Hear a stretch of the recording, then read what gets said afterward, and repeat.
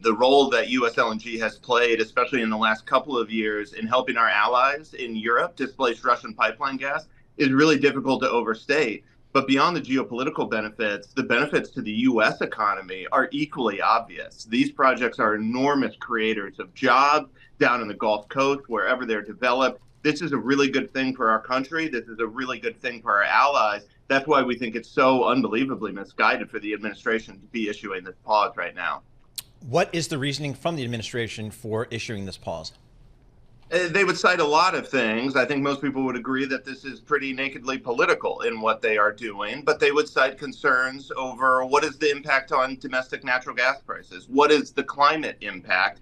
And how does this play with the evolving transition around the energy landscape? We think at this stage, we don't need to do studies on this anymore. We have the proof. We've been exporting for 7 years. We have the evidence that can show the enormous economic benefits, that can show the enormous geopolitical benefits, and that can show the enormous environmental benefits. Everywhere around the world, when gas gets scarce, countries turn back to coal. That's why it's incredibly important for us to maintain that reliable and abundant supply from the United States. And which, Paul, it's also a head scratcher, because if you're worried about methane emissions from natural gas, then limit production. Why export? Export's right. The end game, right? So that just was a little bit of a head scratcher too. Yep. So Dustin, fair enough, it's political. So why do we really care? Come November 6th, isn't this just going to all magically go away?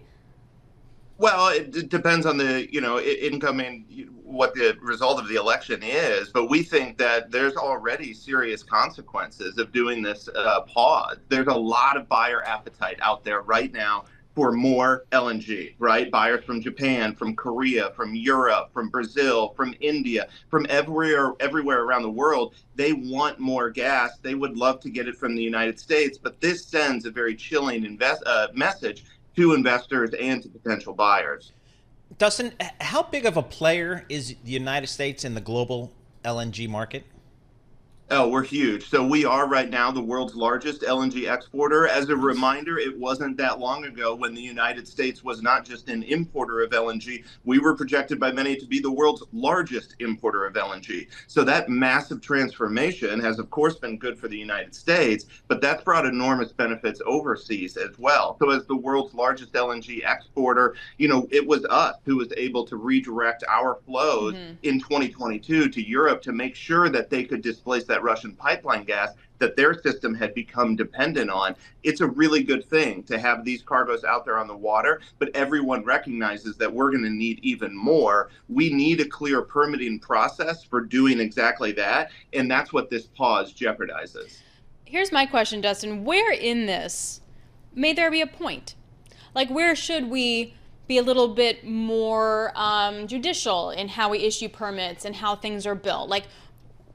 Where's the point?